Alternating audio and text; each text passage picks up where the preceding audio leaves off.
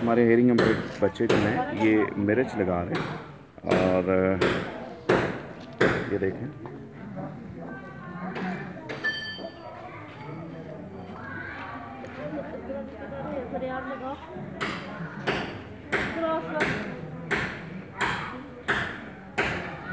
Very good. और ये first class है स्पेशल नीड बच्चों की, डाउन सिंड्रोम स्पीच डिसऑर्डर वाले बच्चे हैं। और ये आज यहाँ पर क्या लगा रहे हैं, टमाटर लगा रहे हैं। देखिए टमाटर के पौधे लगा रहे हैं।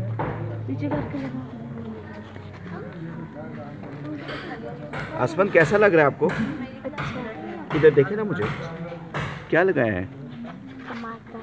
टमाटर लगाए हैं। ज़रियाब आपने क्या लगाए हैं?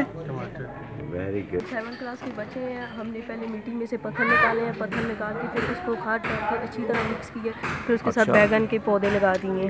अच्छा, किसके पौधे लगाए? बैंगन के। अच्छा, बैंगन के। अच्छा अहमद यार खान, आप बताओ यार, क्या किया आपने?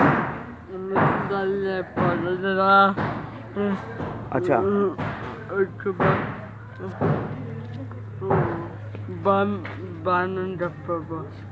अच्छा, ज़बरदस्त।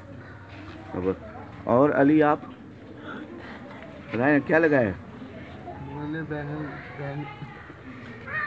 बैंगन का वो पौधा लगाया है। अच्छा ठीक है जी, वेरी